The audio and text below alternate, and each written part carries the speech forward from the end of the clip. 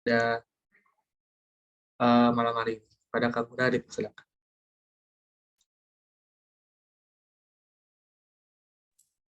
Oke, baik. Terima kasih. Selamat malam untuk adik-adik dari Klub Karya Tulis Ilmiah Ernesta ya.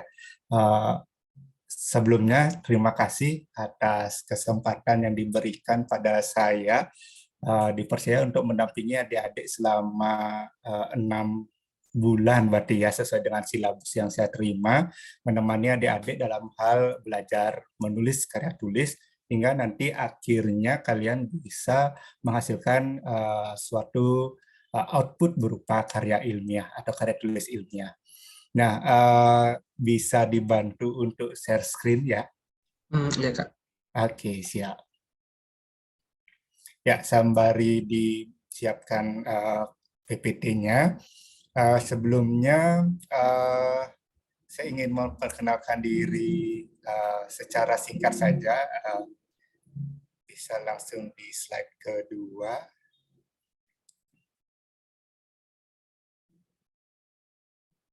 Oke, saya Bagus Ngurah Ali Putra Wiryawan, bisa adik-adik panggil dengan nama Ngurah atau Ngurah PW ya, sering saya dipanggil. Jadi saya alumni dari Prodi Pendidikan Fisika Undiksa di tahun 2014. Jadi saya angkatan 2010. Mungkin pada saat itu belum ada fakultas kedokteran ya.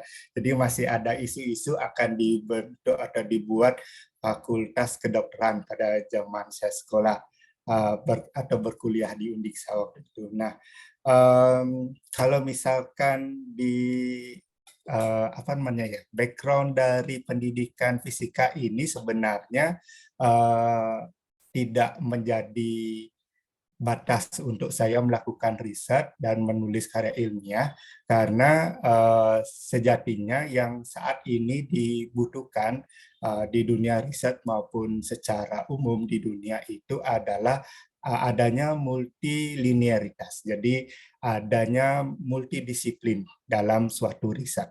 Contohnya yang saat ini saya kerjakan adalah bagaimana menerapkan konsep-konsep fisika khususnya dalam termodinamika itu dalam mengatasi masalah-masalah ekonomi.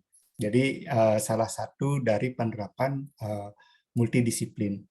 Nah, itu pun juga terjadi pada bidang kedokteran yang mungkin adik-adik tahu bahwa teknik biomedis itu merupakan gabungan dari orang kedokteran yang berkolaborasi dengan orang teknik.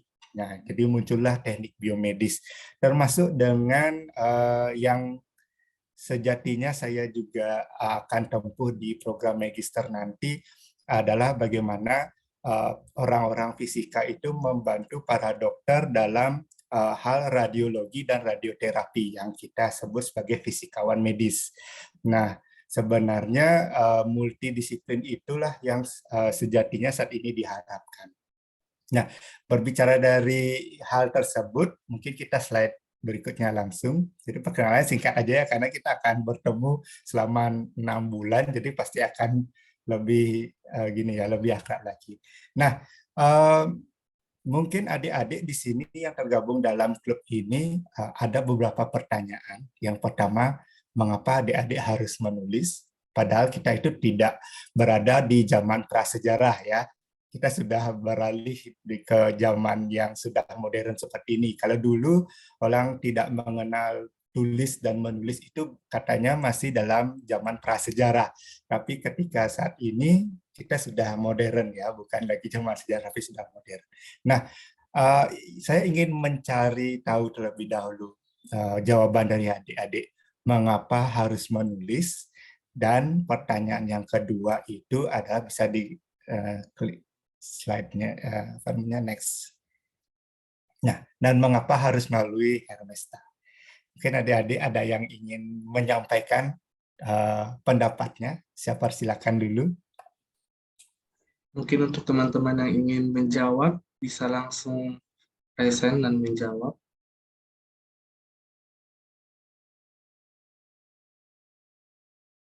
Ini adik-adik semester berapa ya? Ada yang semester 3, ada yang semester 5, Kak. Oh gitu, 3 dan 5 ya. Hmm. Oke.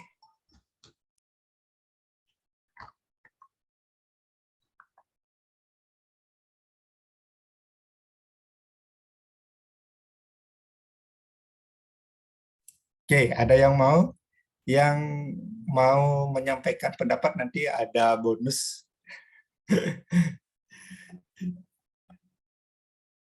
Ada?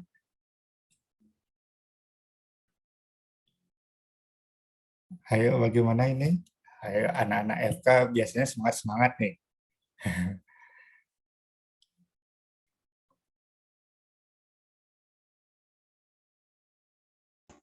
Mungkin dari saya dulu, Kak. Oke, silakan.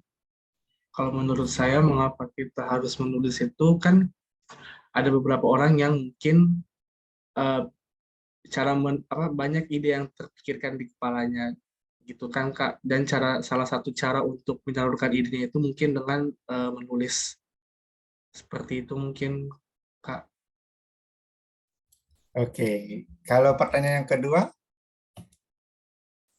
Mengapa harus mau Hermesa? Mungkin karena di FK sendiri ini eh, lembaga yang menaungi kita untuk salah satunya untuk karya tulis ilmiah ini itu ada Hermesta sendiri, Kak.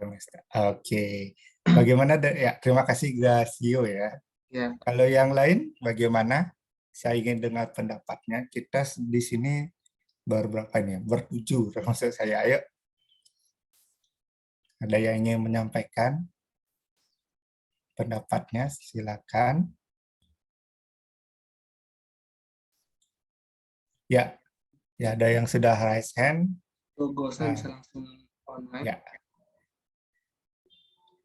terima silakan. kasih atas waktu dan kesempatannya, Gracio dan juga Kak Murah. Jadi di sini saya izin berpendapat terkait kenapa kita harus menulis. Salah satu alasan kita itu menulis adalah untuk atau sebagai sarana kita mengekspresikan pola pikir maupun perasaan kita itu, Kak. Ada yang bisa dengan cara berkomunikasi dengan orang lain, ada juga yang lewat menulis di suatu cerpen atau karya-karya sastra lainnya. Dan kenapa memilih Hermesa? Karena di FK sendiri, Hermesa merupakan satu-satunya organisasi yang membawahi atau membidangi keilmiahan itu sendiri. Salah satunya terkait dengan kegiatan atau aktivitas tulis-menulis ini, Pak. Mungkin sekian dari saya. Terima kasih, Pak. Oke, terima kasih dengan Agustian ya. Oke, mungkin yang lain kenapa harus menulis dan mau jadi apa dengan menulis itu, mungkin lebih saya spesifikkan lagi pertanyaannya biar tidak meluas, biar lebih menukik lagi. Ayo. Dan kenapa melalui Hermesta kita tukik lagi, harapannya kalian itu mendapatkan apa saja yang bisa apa namanya ya diambil dari ikut badan semi otonom ini. Silakan, ada Mary Sedani Putri ya. Silakan.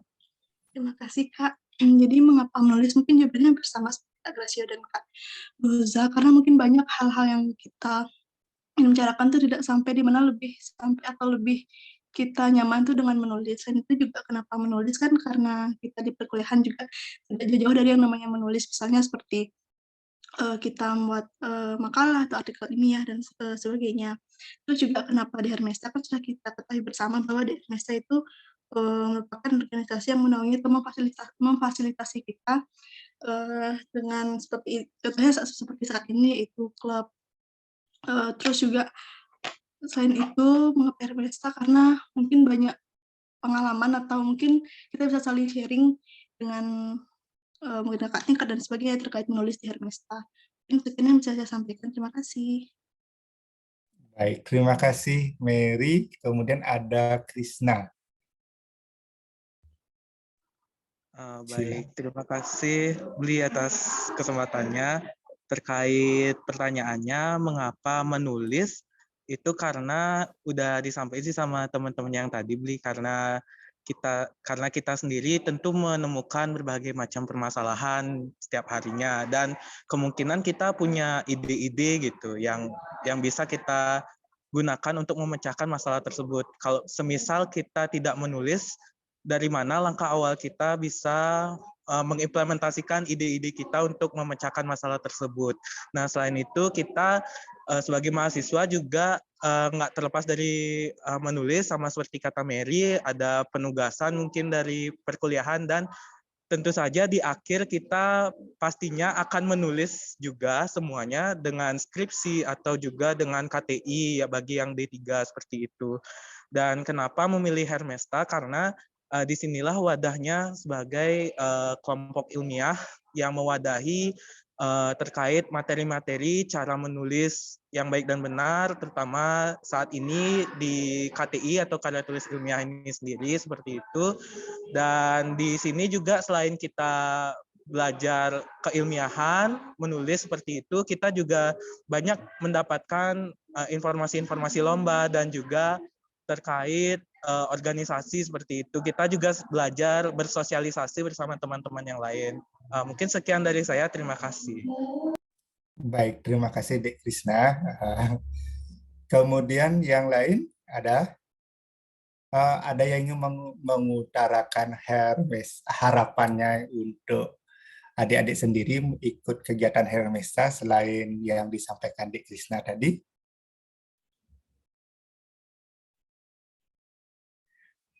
Oke, kalau tidak mungkin bisa dibantu klik untuk bagian berikutnya.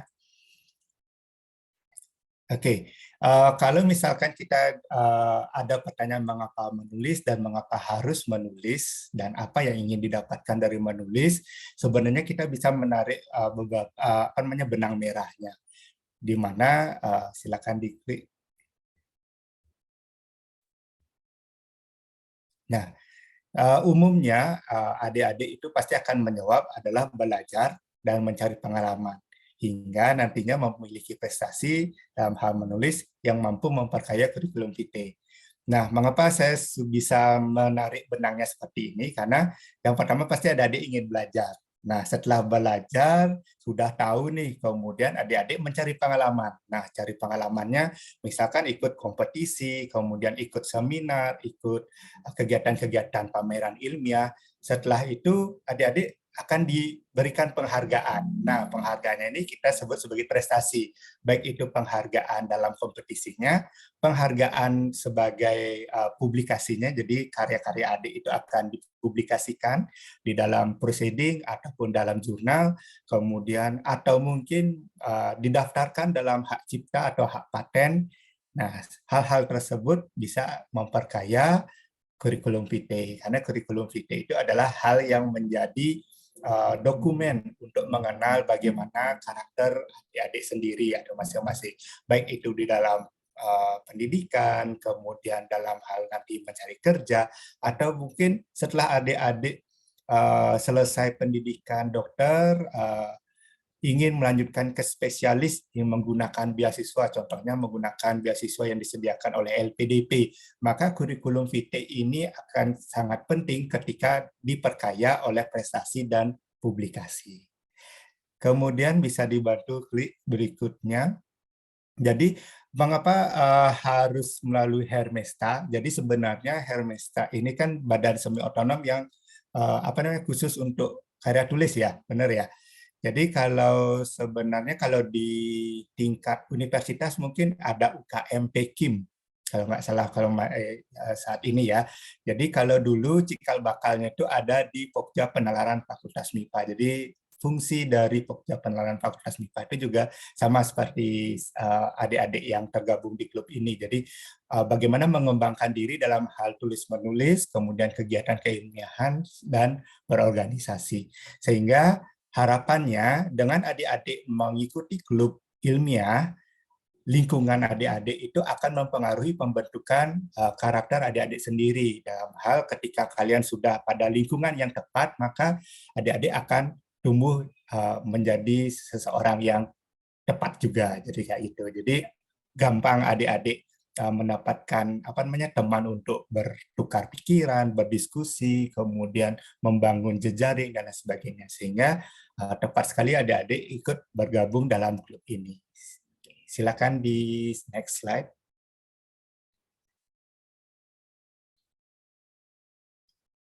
Oke, ada beberapa jenis karya tulis ilmiah yang mungkin adik-adik sudah tahu ya. Yang pertama ada karya ilmiah atau laporan ilmiah. Contohnya adik-adik mungkin ada praktikum gitu misalkan. Jadi adik-adik membuat laporan. Nah, laporan ini kita sebut sebagai laporan ilmiah. Atau nanti adik-adik selesai pendidikan S1-nya, adik-adik membuat skripsi. Nah, skripsi itu adalah karya ilmiah. Kemudian pada jenjang S2 itu ada tesis, S3 itu ada disertasi. Itu adalah bentuk-bentuk dari laporan ilmiah. Kalau karya tulis ilmiah biasa juga merupakan contoh dari karya ilmiah.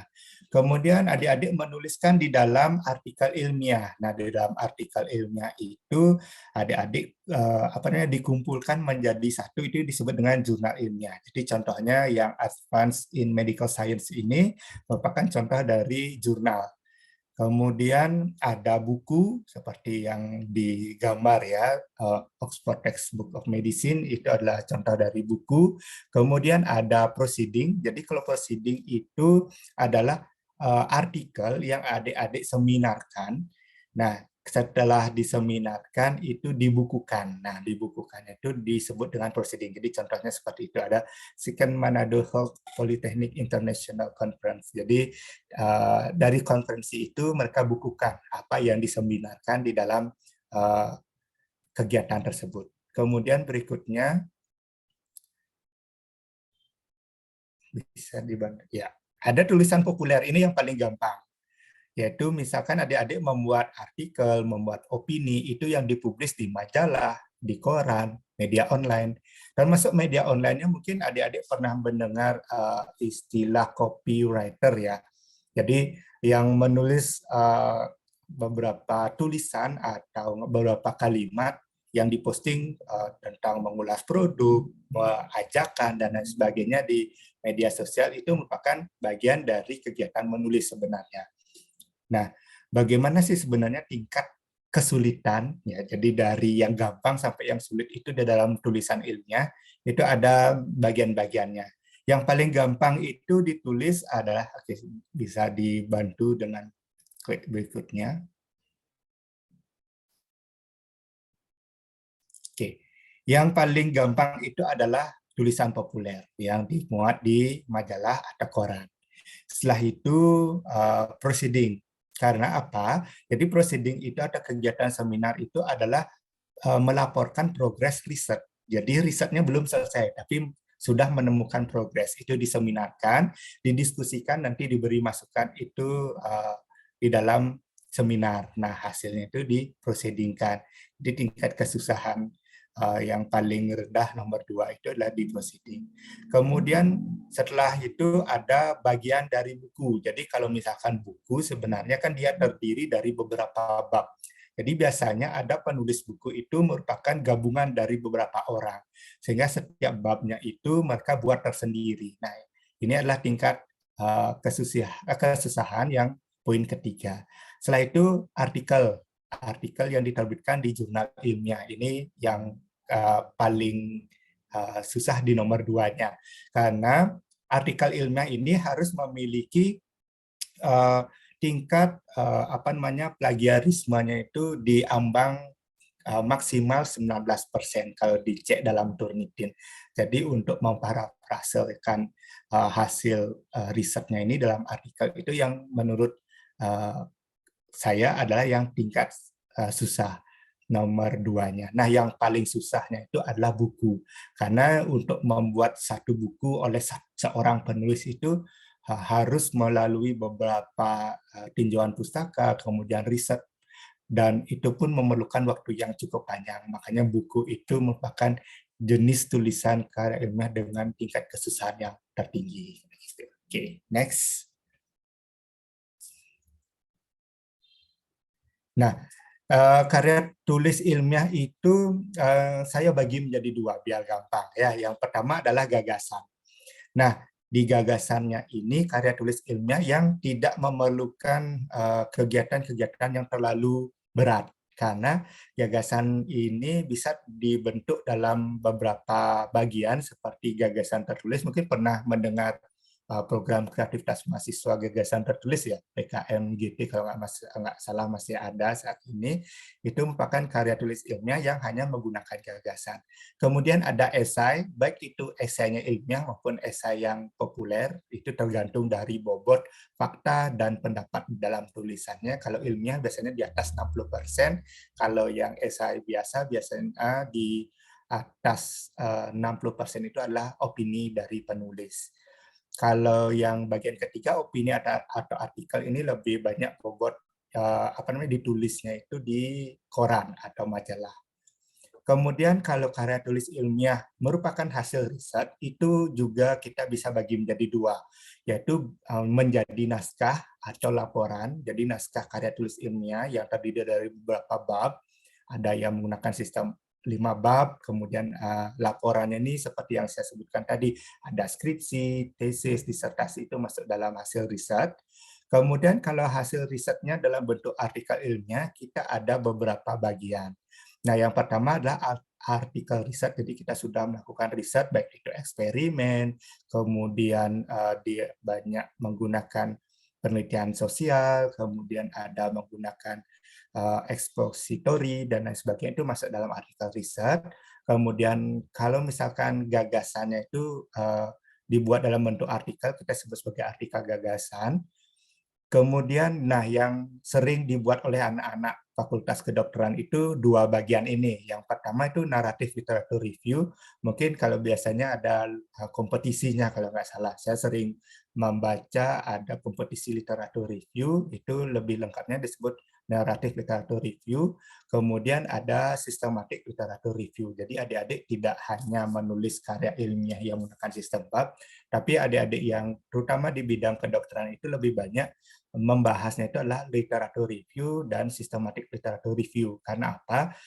Naratif literatur review itu menjadi fondasi dasar dari seseorang itu melakukan riset. Jadi dikaji dulu secara literatur. Nah, literaturnya ini misalkan dengan kata kunci virus COVID-19, jadi NCOV 2019 itu misalkan, atau bidang yang lain. Jadi dengan kata kunci itu pasti akan menemukan banyak jurnal, banyak buku. Jadi dari jurnal itu akan kita spesifikkan lagi, jadi sampai dia benar-benar memenuhi standar secara yang ditetapkan oleh penulis ini. Nah, nanti dari ribuan itu menjadi belasan, baru akan dikaji secara literatur. Nah, itu disebut dengan naratif literatur review.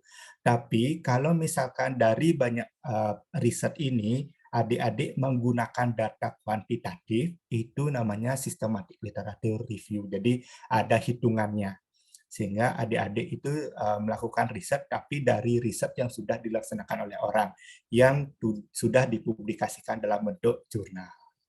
Itu bagian dari naratif literatur review dan systematic literatur review. Mungkin nanti lebih banyak dibahas pada saat kita menginjak pada bagian ide di pertemuan berikutnya. Oke, baik, dibantu berikutnya.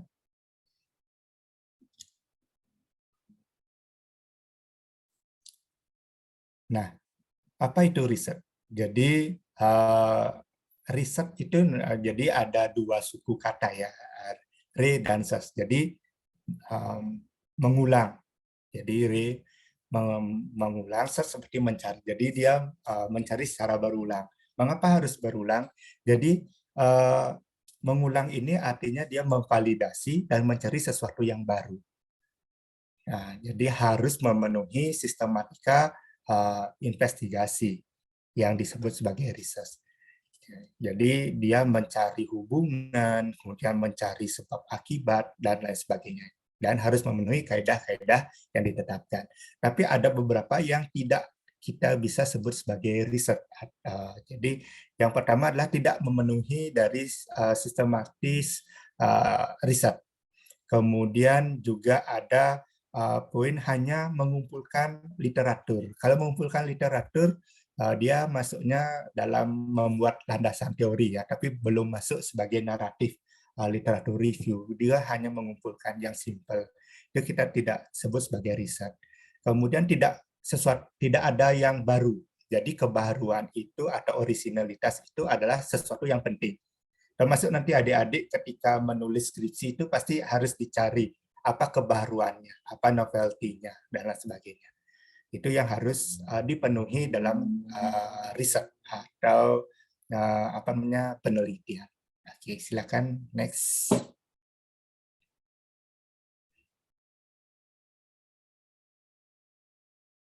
Nah, pertanyaan berikutnya, susahkah menulis? Nah, mungkin adik-adik banyak yang mungkin baru kuliah, banyak oh ternyata menulis itu susah ya. Ketika kuliah itu semua kegiatannya harus menulis. Misalkan harus presentasi, membuat laporan, membuat makalah, itu semua menulis. Padahal kita sudah dari SD diajarin menulis, walaupun waktu itu adalah mengarang ya, menulis narasi. Sebenarnya menulis itu susah-susah gampang. Kalau kita yang sudah terbiasa ya kita bilang gampang, tapi orang yang jarang ya susah. Mengapa susah? Pasti banyak yang mengatakan bahwa untuk menulis itu memerlukan ide. Nah, idenya yang susah. Kemudian ada yang susah untuk mengembangkan dari pokok paragraf menjadi paragraf yang padu. Atau tidak mungkin susah untuk mengembangkan dari kalimat utama dengan kalimat-kalimat penjelas. Itu biasanya menjadi hal alasan mengapa adik-adik atau mungkin masyarakat itu susah menulisnya. Oke, silakan dibantu. Nah, menulis khususnya riset itu memang susah ya.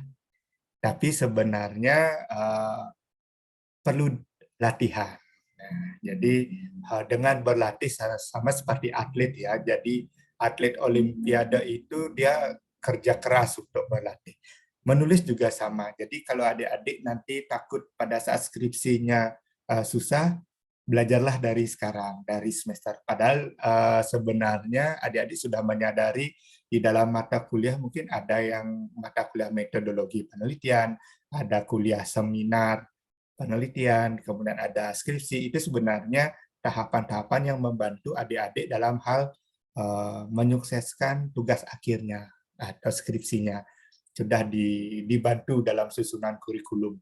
Tapi sekarang bagaimana untuk bisa lebihnya. Nah, lebihnya ya adik-adik bisa lewat klub karya tulis ilmiah ini. Oke, silakan dibantu berikutnya. Oke, langkah-langkah dari menulis. Ada banyak langkah-langkah. Silakan dibantu.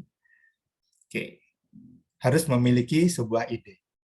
Kemudian kita harus menyampaikan sebuah pertanyaan. Kemudian kita harus menganalisis. Kemudian kita harus menulis ulang, menulis ulang. Kemudian menulis lagi. Terus seperti itu. Sampai adik-adik buntu. Terus ditulis ya. Tidak bisa sekali duduk selesai. Perlu waktu lagi untuk menulis. Jadi sekarang kalau sudah buntu, ditutup dulu laptopnya atau bukunya. Ya, silakan ditinggal dulu, mungkin sudah dapat inspirasi lagi, silakan dilanjutkan lagi. Itu sebenarnya sedikit tips untuk menyelesaikan tulisannya. Apalagi kalau dikejar deadline ya. Gredak Jaya itu biasanya memacu otak kita untuk terus berpikir, untuk terus menyelesaikannya. Tapi ketika nanti gagal, nanti ulangi lagi dari nomor 1. Sampai adik-adik berhasil, maka muncullah paper atau naskah atau makalah itu. Nah, makalah yang baik itu adalah makalah yang dipublikasikan, karena riset itu harus dapat berkontribusi baik untuk masyarakat, kemudian untuk bangsa. Gitu. Jadi harus bermanfaat dan bisa dimanfaatkan oleh orang lain. Itu adalah hasil riset yang bagus, yang baik, dan yang diharapkan.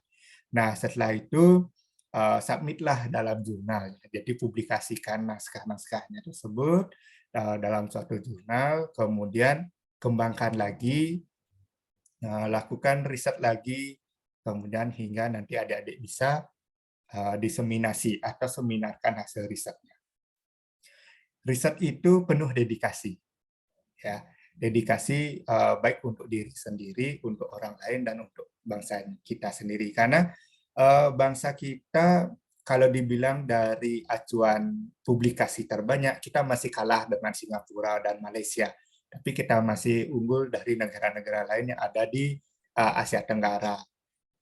Untuk itulah pemerintah melalui Kemendikbudristek-Dikti itu menggenjot untuk dilakukan publikasi. Jadi hasil-hasil riset itu jangan hanya sekedar dipublikasikan atau disimpan di dalam perpustakaan, tidak bisa diakses oleh orang luas, maka sekarang khususnya yang S1 dan jenjang-jenjang lainnya itu pasti diminta untuk memiliki publikasi atau membuat artikel ilmiah ketika lulus nanti.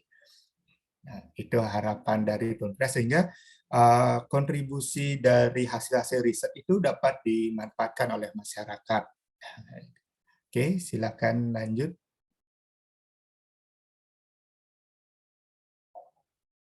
Nah, ketika kita sudah menulis, biasanya kita akan bingung, sebenarnya saya ini harus menggunakan metode kualitatif atau kuantitatif. Jadi saya mencantumkan ini karena banyak yang masih bingung. Ya, jadi adik-adik bisa baca yang kuantitatif itu dalam dalam gambar.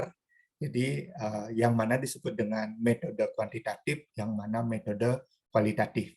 Jadi yang di sebelah kiri itu dia menyampaikan bahwa hanya 1 dari 30 yang mengambil es krim gratis.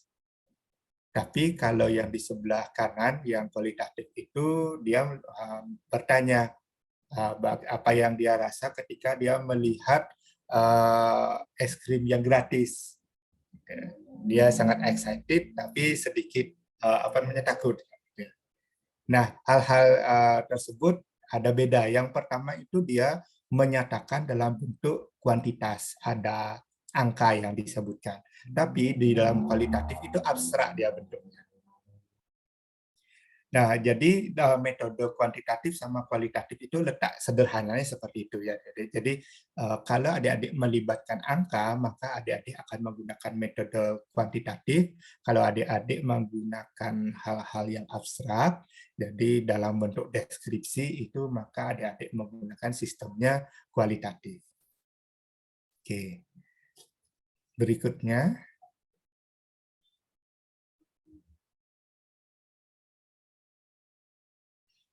Kan adik-adik di sini sudah terbiasa menulis ya sebelumnya ya.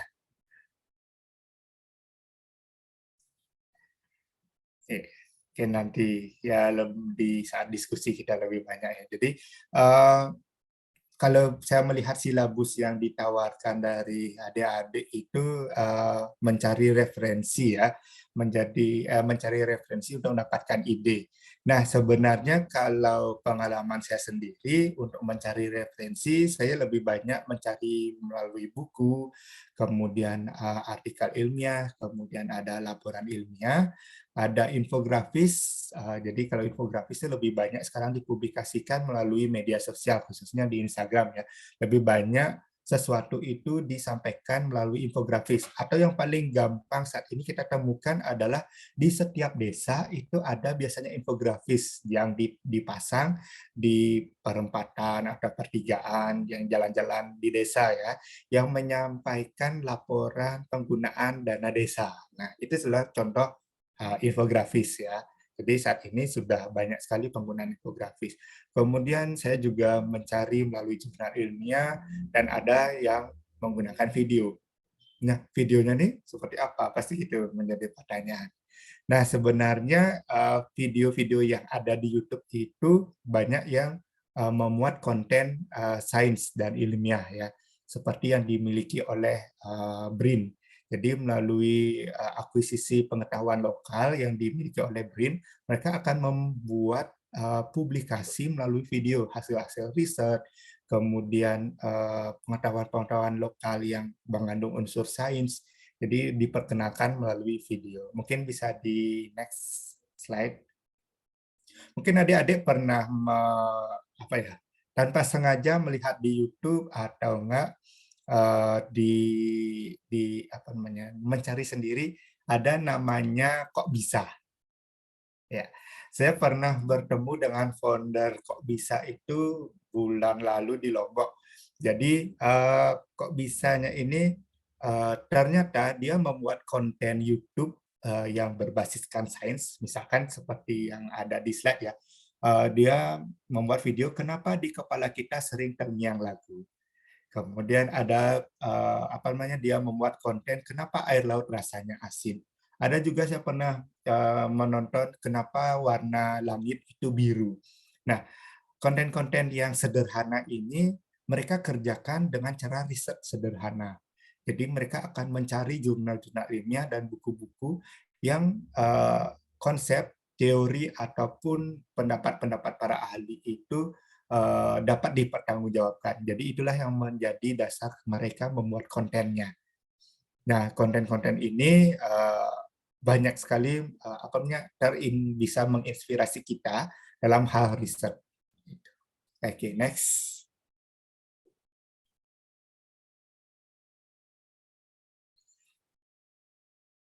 Nah, tadi saya sudah menyebutkan bahwa untuk mencari sumber inspirasi riset itu bisa mencari dari artikel ilmiah ataupun jurnal ilmiah. Jurnal ilmiah yang paling gampang yang kita gunakan adalah Science Direct. Jadi Science Direct-nya ini bisa kalian akses melalui www.sciencedirect.com. Itu banyak sekali hasil-hasil riset yang dipublikasikan. Dia ada empat sub ya, jadi ada physical science and engineering, kemudian ada medical science, social science, kemudian life science kalau nggak salah lagi satu. Jadi dia sudah mengelompokkan menjadi sub-sub tersendiri. Nah, kalau adik-adik nanti ingin mencari bahan-bahan, terutama mau ikut kompetisi literatur review, nanti bisa menggunakan Science Direct ini untuk melakukan pengumpulan artikel yang ingin dibuatkan naratif review. Nanti di bagian atasnya itu ada advanced search, jadi nanti bisa dimasukkan kata-kata kuncinya menggunakan kata and, nor, not, dan lain sebagainya yang menghubungkan antar kata kunci yang nanti bisa di-search. Kemudian akan muncul jumlahnya ada berapa. Nah, dari jumlah itulah nanti kalian harus pilah-pilah kembali sebelum ditulis menjadi naratif literatur review. Nah, nanti setelah adik-adik mencari dengan kata kunci di bagian keywords di bagian atasnya, itu terpilih misalkan satu. Contohnya saya mengambil artikel dengan judul Psychological Teachers and Their Relationship to Movement-Based Subgroup in People Living with Low Back Pain. Jadi diambil dari jurnal Archive of Physical Medicine and Rehabilitation. Jadi nanti akan tampilannya seperti itu. Cara membaca cepatnya adalah adik-adik membaca melalui bagian abstraknya. Apakah sesuai dengan apa yang adik-adik ingin cari di dalam naskah tersebut. Kalau misalkan tidak, nanti bisa dilewatkan, artinya tidak digunakan. Kalau misalkan akan digunakan, nanti langsung tinggal di-download. Nah, cuman beberapa bagian dari Science Direct ini tidak gratis. Jadi jurnalnya ini ada yang berbayar, tapi ada orang Rusia yang membantu para orang-orang yang memerlukan jurnalnya ini melalui akun atau web membobol ya, SCI Hub. Jadi ada SCI Strip Hub, nanti adik-adik copy yang namanya DOI. Nanti di dalam artikel itu ada DOI-nya. Nanti di copy, masukkan paste di webnya SCI Hub, nanti akan terbuka secara otomatis. Cuman ada yang publikasi di tahun 2022 ini tidak bisa diakses melalui SCI Hub. Jadi sudah makin canggih orang-orang untuk melindungi artikelnya biar berbayar. Tapi ada cara yang paling gampang untuk mendapatkan artikelnya, yaitu dengan cara meng-email, minta kepada author maupun co-authors atau penulisnya untuk dikirimkan artikel aslinya. Gitu. Boleh, tapi agak lama ya. Yang paling gampang itu dibobol. Kemudian yang lainnya ada Google Cendekia atau Google Scholar. Itu yang paling umum juga.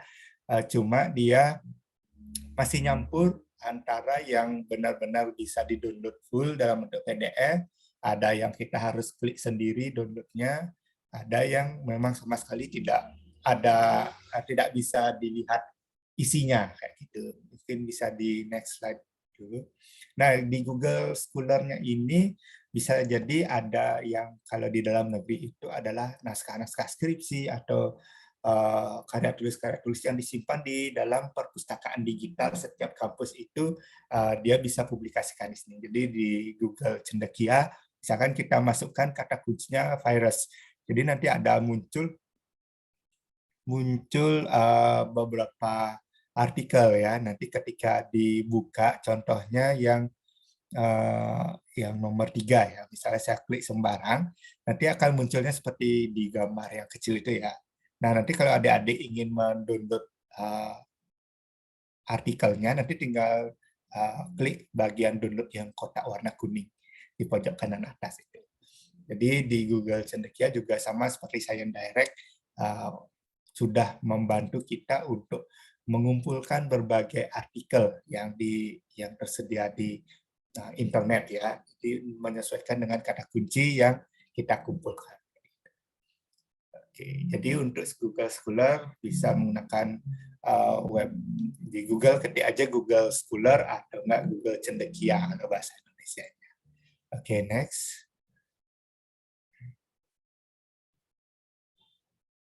Kayaknya udah mau habis PPT. Oke, betul ya.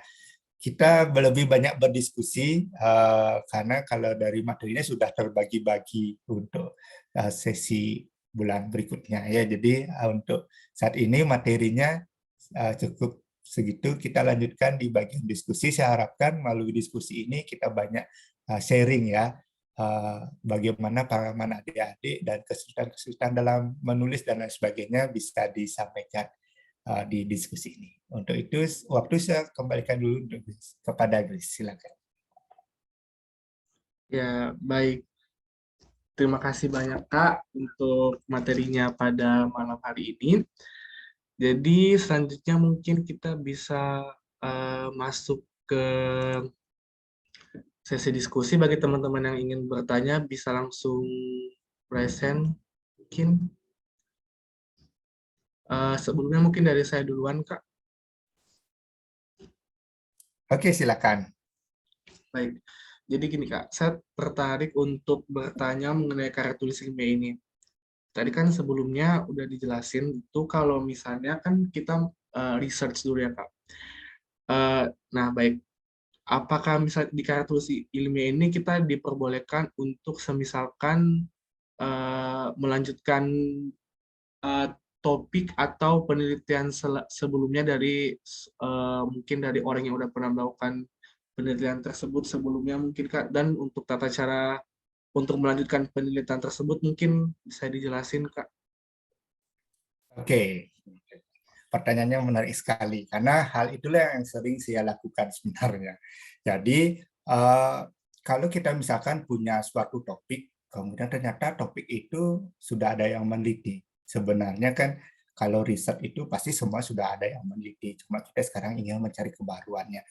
Saya biasanya dengan topik yang saya cari itu pasti saya akan mencari suggest-nya, jadi atau bagian sarannya di dalam artikel ataupun karya ilmiahnya. Dia ingin menyarankan kepada peneliti lain itu untuk ngapain. Di sana biasanya ada. Nah, hal itulah yang menjadi alasan kita untuk melakukan riset selanjutnya. Jadi apa yang harus dilakukan itu kita diminta apa? Misalkan kita membuat suatu adsorban. Nah, adsorbannya ini sudah diuji coba pada pewarna. Jadi pewarnanya sudah bagus. Kemudian peneliti ini menyarankan untuk peneliti lain itu coba untuk menyerap logam berat. Nah, maka misalkan AG mau menggunakan topi itu, ya silakan pada logam berat. Jadi sudah ditemukan kebaruan risetnya, karena belum ada yang meriset ini. Atau enggak dia menyarankan menggunakan metode B, misalkan dia sudah metode A, hasilnya seperti ini. Mungkin dengan metode B lebih bagus lagi. Jadi dia akan menyarankan menggunakan metode B. Itu sangat diperkenankan sekali melanjutkan hasil riset sebelumnya. Apalagi kalau misalkan adik punya suatu riset yang sebelumnya sudah dikerjakan, baru sampai tahap 1, kemudian adik mau lanjutkan lagi di tahap 2, kemudian dikembangkan lagi tahap 3 dan sebagainya, itu juga boleh. Jadi kalau dosen itu biasanya dia riset multi years. Jadi tahun pertama dia penelitiannya sama, kemudian penelitian tahun keduanya itu dia ngapain, tahun ketiga dia ngapain. Jadi selama 3 tahun itu dia akan mendapatkan pendanaan riset. Mungkin itu tanggapan dari saya.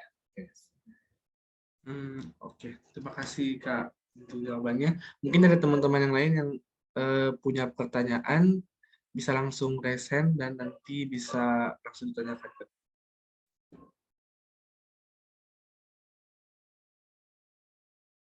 Oke, sambil menunggu ya, mungkin banyak yang masih mencari apa yang ingin ditanyakan.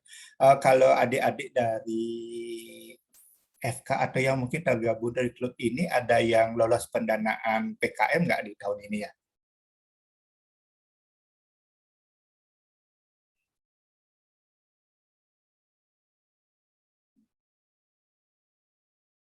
Ada yang lolos pendanaan mungkin, karena biasanya anak-anak FK itu paling gampang dalam hal meloloskan diri dari yang namanya PKM sekarang PKM Eksakta atau PKM Riset Eksakta, PKM RE kalau nggak salah. Jadi kalau dari kampus-kampus lain biasanya yang menguasai kelas PKM Eksakta di PIMNAS itu pasti anak-anak FK atau kedokteran, karena risetnya mereka itu sangat berkontribusi bagi masyarakat ataupun bagi negara dalam hal-hal pengembangan medis kayak gitu. Jadinya mereka itu selalu mendapatkan pendanaan PKM hingga nanti lolos di ajang PIMNAS-nya kayak gitu. Jadi mungkin kalau belum ada yang saat ini, tahun pendanaan 2023 Astukara ada ya yang dari klub ini. Jadi kita bisa menyusun strateginya sebenarnya. Jadi saya punya pengalaman waktu di 2013 dari kelompok Pokja Penerangan FMIPA itu melakukan studi banding ke Universitas Brawijaya. Karena waktu itu pada ajang PIMNAS di Universitas Mataram di tahun di Yogyakarta waktu tahun 2012 dan di Mataram tahun 2013 itu mendadak Universitas Brawijaya menjadi juara umum dalam PIMNAS, menumbangkan Universitas Gajah Mada dan ITS yang selalu menjadi juara umum. Bahkan kalau saat ini 3 tahun berturut-turut UGM terus yang lolos, tapi waktu itu Universitas Brawijaya menjadi kuda hitam dalam ajang PIMNAS. Jadi kita pun selaku kontingen Umbiksa pada saat itu terkaget-kaget juga, apa sih yang menyebabkan mereka bisa. Ternyata yang paling banyak lolos itu merupakan PKM penelitian pada saat itu namanya, sekarang yang eksakta itu. Nah, selain mereka melakukan riset dan tuntas tentunya, jadi hasil dari pendanaan itu risetnya tuntas, mereka seminarkan. Jadi kalau sebenarnya bilang kata kuncinya, mereka seminarkan hasil risetnya. Bahkan mereka memuat yang namanya seminar nasional program kreativitas mahasiswa. Jadi memfasilitasi tim-tim dari UB maupun kampus-kampus lain itu untuk mempublikasikan karyanya sebelum adanya monef eksternal atau monef yang dilakukan oleh reviewer. Jadi reviewer dikti ya, bukan monef internal kampus. Jadi dari hasil itulah yang menyebabkan mereka itu mendapatkan poin tertinggi ketika dilakukan monef. Nah, poin tertinggi inilah yang mengantarkan mereka untuk tampil di PIMNAS. Nah, saat tampil di PIMNAS, dia juga all out juga ya, artinya dalam presentasi dan posternya juga all out. Jadi karena mereka sudah terbiasa dalam kegiatan seminar, jadi presentasi mereka udah bagus sekali sehingga layaklah untuk diberikan penghargaan.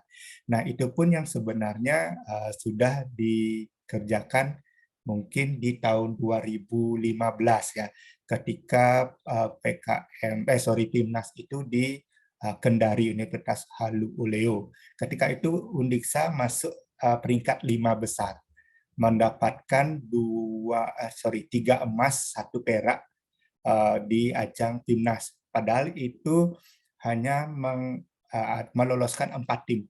Itu adik-adik dari MIPA. Karena kalau dulu itu yang menguasai itu MIPA. Kalau sekarang itu kayaknya bidang fakultasnya ilmu pendidikan, kalau nggak FE kayak itu yang menguasai. Tapi saya harapkan adik-adik dari FK juga harus bisa menguasai, terutama untuk yang risetnya. Nah, jadi waktu itu mereka sudah menyesuaikan hasil dari studi banding kita. Kita minta mereka untuk melakukan seminar dan lain sebagainya, sehingga untuk mencari yang terbaik dari yang terbaik itu adalah harus ada pembedanya. Nah, pembedanya mereka tidak akan terpikirkan bahwa mereka harus menyeminarkan hasil risetnya atau hasil PKM-nya. Nah, itulah yang menjadi poin tambahan yang diberikan oleh reviewer sehingga mereka tembus di Timnas kayak gitu. Jadi sebenarnya sedikit sharing, mungkin kalau nanti ada adik-adik dari klub karya tulis ilmiah yang lolos, mungkin diperhatikan di sana. Outputnya harus disesuaikan dengan target luaran yang ditulis, plus harus sudah diseminarkan. Selain dipublikasikan ya, jadi kalau publikasi melalui media sosial, kemudian website dan lain sebagainya, atau televisi itu silakan untuk publikasi. Tapi publikasi secara ilmiah juga penting. Itu kuncinya. Sembari menunggu ada yang ingin bertanya, silakan ya, karena kita masih ada waktu kan ya. Untuk ya sudah, silakan. Baik Kak, sebelumnya terima kasih atas waktu dan kesempatannya. Jadi di sini saya izin bertanya Kak, mungkin dari kami banyak juga yang basicnya bukan dari KTI Kak, sering menulis esai atau juga berkecimpung di PKM Kak. Mungkin ada tips dari Kakak yang bisa mengarahkan kami gitu, yang basicnya notabene-nya bukan dari murni KTI, bisa ikut terjun di KTI dan buat KTI dengan baik dan benar. Mungkin sekian dari saya Kak. Terima kasih. Oke, terima kasih atas pertanyaannya. Cukup menarik juga ya. Berarti sekarang kondisinya terbalik ya. Adik-adik bukan merupakan basicnya karya tulis ilmiah, tapi sudah terbiasa dalam hal menulis yang sifatnya populer. Kalau pengalaman saya basicnya ilmiah, tapi setelah kuliah di Undiksa, saya lebih banyak menulis esai. Karena tuntutan waktu itu, kalau nggak salah, kontingen untuk Dies Natalis karena ada lomba esainya antar fakultas. Jadi sana belajar. Tapi sebenarnya gampang kalau bertransformasi dari karya tulis yang populer menjadi karya tulis ilmiah, karena basicnya sama, yaitu menulis, mengembangkan kalimat-kalimat menjadi paragraf yang disusun jadilah karya tulis, kan itu sebenarnya teorinya. Kalau misalkan berbicara tips, mungkin tinggal mencoba menurut saya. Karena kalau tidak dicoba kita tidak akan pernah tahu ya. Sama seperti makan makanan, kalian ke mixu gitu misalkan. Kalian melihat wah antrean mixu di Singaraja itu mengular sampai di parkir. Pasti kalian penasaran ya. Kalau tidak dicoba, kalian tidak akan tahu gimana sih es krimnya mixu, apakah seenak gelato kayak gitu. Jadi harus dicoba dulu, artinya dilihat dulu, atau mungkin sama seperti memilih pacar. Jadi lihat dulu, kemudian dalami karakternya kayak gimana dan sebagainya. Dalam menulis juga sama. Jadi adik-adik harus melihat dulu letak bedanya di mana ya. Dia harus tahu dulu, oh ternyata kalau karya ilmiah itu ada struktur yang membatasi. Kalau misalkan membuat esai ataupun opini kan dia mengalir. Jadi pendahuluan, isi, dan penutup itu tidak akan terlihat, tapi dia terus mengalir. Padahal itu bagian awalnya ada, bagian isinya ada, kemudian penutupnya ada. Jadi tips dari saya itu adalah mencoba dulu. Dan untuk mengembangkan tulisan itu cukup mudah, tinggal amati, tiru, modifikasi. Amati, oh membuat pendahuluan itu seperti apa, lihat contoh dulu. Kemudian, oh membuat metode itu seperti apa, lihat ya. Kemudian tiru dia cara menulisnya. Kemudian modifikasi, kalau ada sesuatu yang sama mau diambil, silakan dimodifikasi. Jadi tipsnya cuma itu aja. Mungkin ada pertanyaan dari adik siapa tadi, Agustian ya. Oke Kak, terima kasih atas jawabannya. Oke, siap.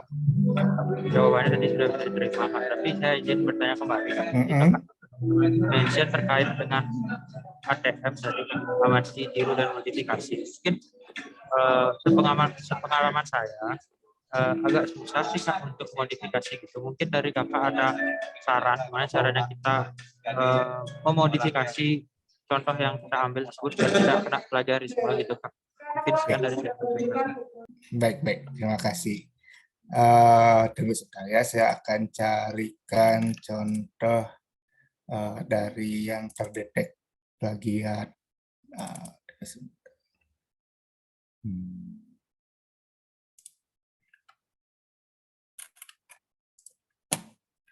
Mungkin sambil saya mencari contoh nanti kedeteknya di Turnitin, ada pertanyaan lain dulu sambil saya mencari file. Ya, dari Mary Sedani, Kak. Ada yang mau... Oke. Silakan. Baik, Kak. Terima kasih atas waktunya. Mungkin izin menanggapi dari pertanyaan Kak Gracia tadi ya, Kak. Mungkin ada nggak sih kekurangan atau kelebihan ketika kita mungkin membahas topik yang sudah pernah dibahas sebelumnya dari karya orang pada karya tulis ilmiah kita. Terima kasih. Oke. Kalau misalkan ide itu sudah terbiasa dibahas, itu sebenarnya tidak masalah. Cuma sekarang bagaimana dari sudut pandang adik selaku penulis. Contoh misalkan paling umum, misalkan ada riset membuat kertas, gitu, misalkan kertasnya dari eceng gondok, kan umum banget ya kalau misalkan orang riset itu sudah melihat ini umum. Atau misalkan mau buat biogas, gitu. Wah ini umum lagi, pasti buatnya dari kotoran hewan. Sekarang tinggal adik melihat dari sudut pandang adik, apa yang belum disentuh dalam hal riset itu, dalam membuat biogas, ataupun belum pernah dikerjakan dalam riset untuk membuat kertas itu. Pasti ada, tidak mungkin tidak. Contoh lain misalkan kalau sekarang itu lebih banyak ke riset itu, kalau misalkan kita berbicara perkembangan riset ya, yang sekarang menuju ke society 5.0, yang disebut dengan hyper connected, antara orang dengan orang dengan mesin dengan mesin katanya. Nah, riset saat ini itu banyak yang mengandalkan big data. Big data ya. Contohnya adalah banyak data yang dipublikasikan oleh BMKG, kemudian ada BTS, ada lembaga-lembaga negara yang mengeluarkan hasil-hasil data-data pemantauan apa gitu misalkan. Atau contohnya mungkin data COVID ya, yang paling gampang ya, yang akan saya sambungkan dengan yang pertanyaan yang tadi ya, untuk menghilangkan plagiarisme itu. Jadi ada data COVID setiap hari, naik turun membentuk kurva. Kemudian kita hubungkan dengan ekonomi. Ada pengaruh nggak ketika COVID naik? Gimana sih perkembangan ekonomi Indonesia? Apakah naik? Apakah turun? Apakah ada pengaruh? Itu kita akan merisetnya menggunakan data sekunder. Jadi bukan kita yang melakukan risetnya, artinya mencari data primernya langsung ke responden kayak gitu. Riset saat ini itu banyak menggunakan data sekunder. Itu kunci yang saat ini kita lagi ngetrennya. Jadi ada namanya data analyze, kemudian ada yang berbasis big data itulah semua. Contohnya misalkan dari Tokopedia gitu, dia akan merilis apa saja yang menjadi hot barang selama seminggu ini yang paling banyak dicari. Itu merupakan analisa-analisa dari periset menggunakan big data atau data analysis yang membantu dalam hal penjualan produk-produk mereka. Jadi banyak sekali yang bisa dikerjakan melalui sesuatu yang monoton, tapi sebenarnya kalau kita buka lebih dalam lagi itu tidak tersentuh. Gitu. Makanya banyak yang merisetnya itu, terutama ya kalau adik-adik yang kedokteran itu pasti di literatur review itu banyak sekali. Misalkan membahas tentang radioterapi, selalu banyak sekali yang sudah membahas, tapi pasti ada sesuatu yang belum tersentuh sehingga dia akan menemukan novelty dan kebaruannya. Gitu. Ya. Mungkin kalau ada tanggapan nanti langsung direspon ya. Saya izin untuk share screen.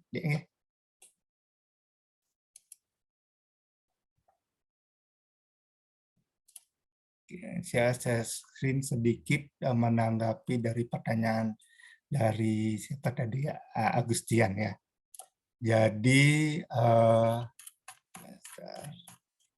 Jadi saya melakukan pengecekan Turnitin ya. Jadi saya mempunyai riset analisis respon pasar modal terhadap puncak kasus COVID-19 fase 1 dan fase 2 di Indonesia pada studi saham LQ45. Awalnya ini banyak warna-warni ya, karena terdetek plagiat. Jadi hasil laporan plagiatnya di sini.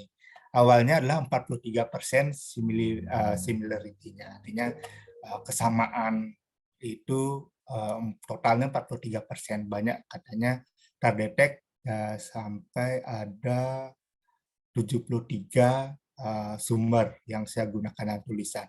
Padahal merupakan kata-kata sendiri sebenarnya, atau enggak memang kata yang diparafrase. Karena sistem dari Turnitin itu apabila ada 4 kata yang mirip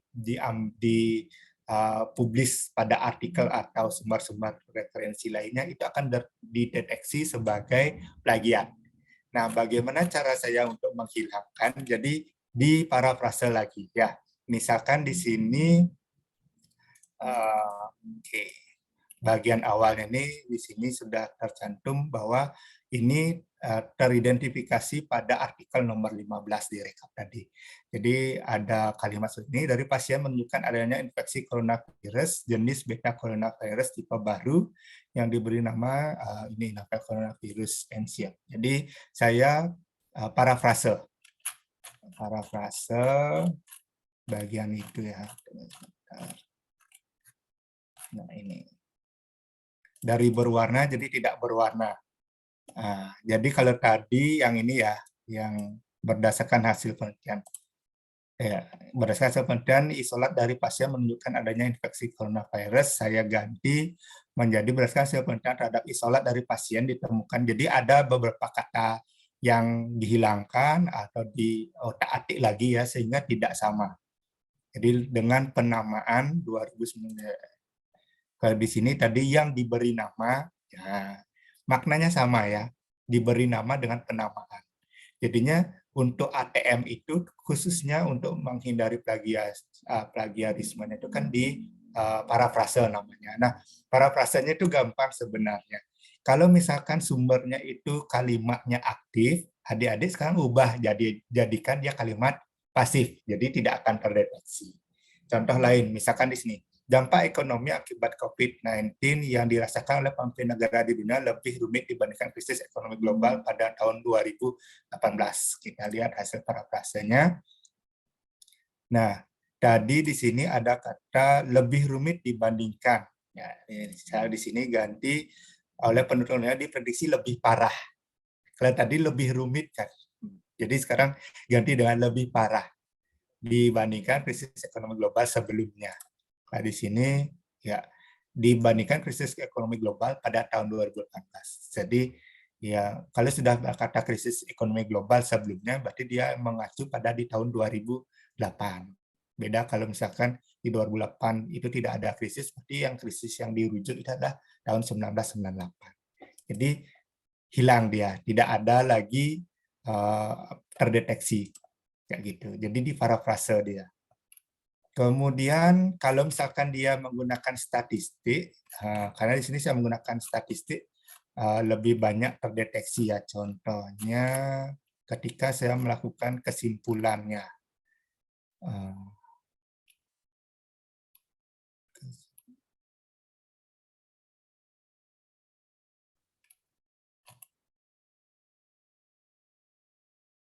Ya, misalkan di sini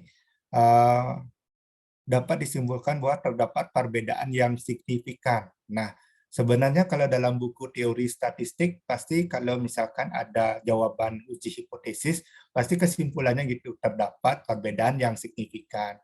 Tidak terdapat perbedaan yang signifikan. Nah, ini terdeteksi, karena sudah 4 kata. Terdapat perbedaan yang signifikan itu sudah 4 kata, sehingga akan terdeteksi sebagai plagiat. Nah, bagaimana cara menghilangkan? Ganti signifikan itu dengan kata nyata ya. Kemarin saya ganti dengan nyata. Nah, tidak terdapat perbedaan yang nyata. Jadinya dia sudah hilang dia sedikit sekian persen. Kemudian apa lagi ya? Jadinya banyak di utak-atik. Walaupun sedikit-sedikit kayak gini masih muncul, enggak masalah. Yang penting kan adik-adik mendapatkan hasil similarity akhirnya ini. 14% masih batas wajar ya, karena berada di bawah 19%. Jadi dari awalnya 43%, nih 43%, 41%-nya dari internet source, 25%-nya publikasi, 18% student papers. Jadi 17% internet source, 6% publication, 5% student paper. Jadi seperti ini nanti kalau lewat Bunitin. Jadi intinya untuk amati tiru modifikasi atau istilah kerennya parafrase, kalau di kalimat itu adik-adik tinggal utak-atik. Jadi jangan sampai 4 kata itu berurutan muncul. Hilangin satu kata di tengah-tengahnya itu nanti otomatis akan hilang. Jadi bisa menurunkan lumayan ya, dari 43% jadi 14%.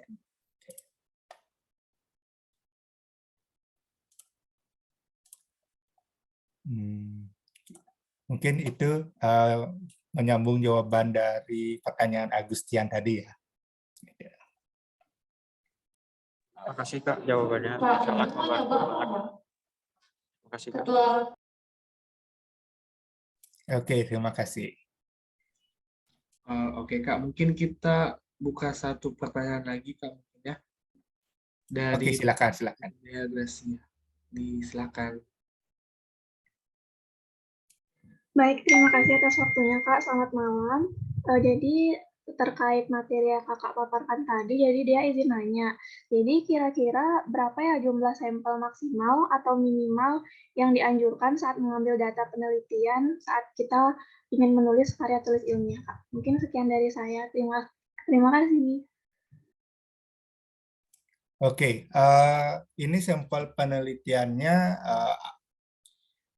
manusia atau objek, artinya mikroorganisme atau tanaman atau hewan, atau bagaimana?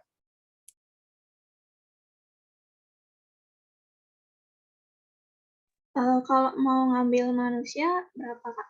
Makasih. Oke, kalau menurut ilmu statistik ya, ilmu statistik itu sampel yang baik itu minimalnya 27 sampel untuk satu kelompok. Kalau membandingkan antar kelompok itu berarti satu kelompoknya 27. Misalkan ingin menganalisis ada pengaruhnya nggak, misalkan kalau kedokteran misalkan dia diberikan obat A, kemudian ada obat B, ada obat C gitu misal. Nanti untuk pasien dikasih obat A-nya itu kalau bisa yang statistik amannya itu 27, kemudian yang obat B 27, obat C 27. Seandainya dia tidak mencukupi segitu, bagaimana? Pasti itu biasa pertanyaannya. Secara gininya, kalau misalkan kurang dari itu sih bisa aja, cuma nanti tidak bisa dijelaskan secara statistik, tapi secara deskriptif. Misalkan saat ini saya membuat jurnal apakah ada pengaruh kadar timbal dalam darah terhadap profil dari darah itu sendiri, sel darah merah, sel darah putih, sama hemoglobin. Itu pun saya hanya mendapatkan 9 sampel dari para pekerja bengkel. Jadi saya tidak akan bisa menggunakan statistik yang inferensial, tapi saya menggunakan statistik yang deskriptif. Jadi disajikan 9 itu dilihat secara deskripsinya saja. Jadi tidak bisa kita bandingkan ataupun menggunakan hubungan sebab akibat kayak gitu.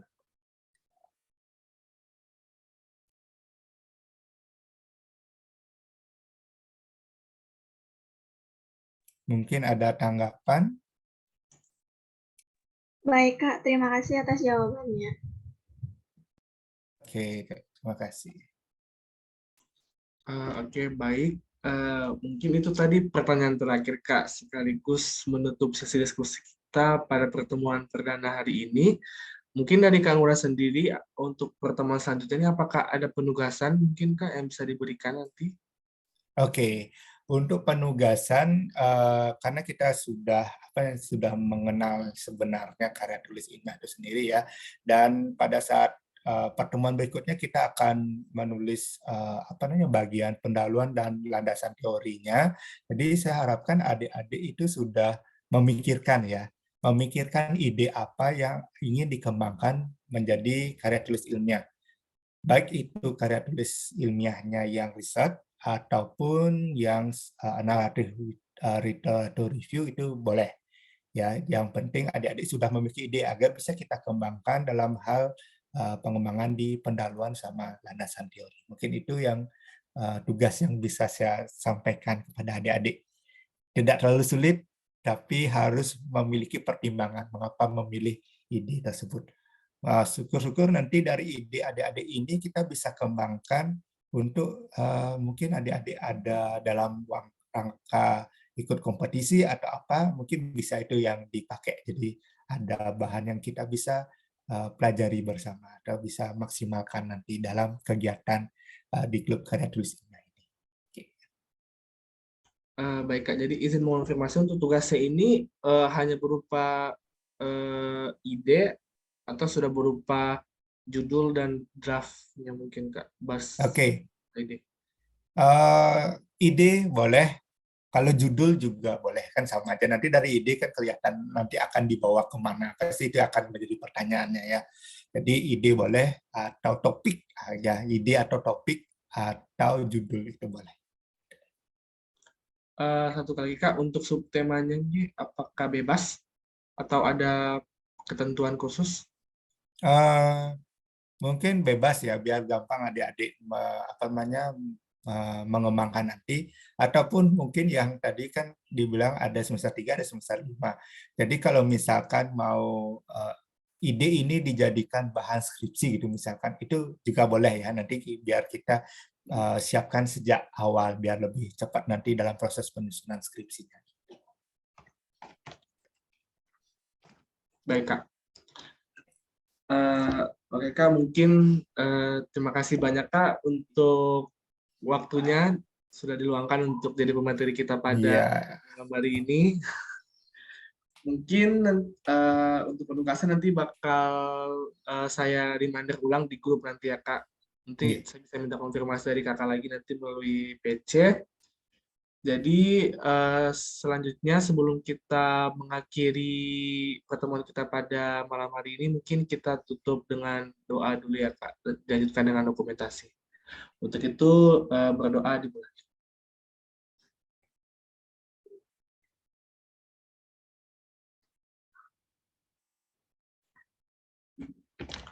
Berdoa dapat diakhiri.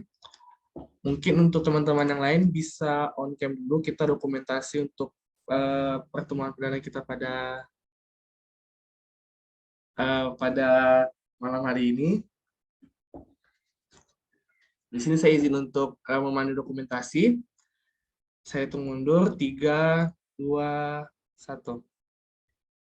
Sekali lagi, 3, 2, 1. Baik. Terima kasih Kak, terima kasih teman-teman semua. Mungkin untuk Kang Ura bisa. Makasih Kak Ngurah. Terima kasih Kak. Terima kasih, Bli. Ya. Baik, terima kasih banyak Kang Ura. Tanpa mengurangi rasa hormat, jika ada kepentingan lain bisa langsung meninggalkan. Oke. Terima kasih. Untuk teman-teman yang lain juga udah bisa. Selamat malam semuanya. Selamat malam Kak, izin live. Ya. Selamat malam, Kak Gracio.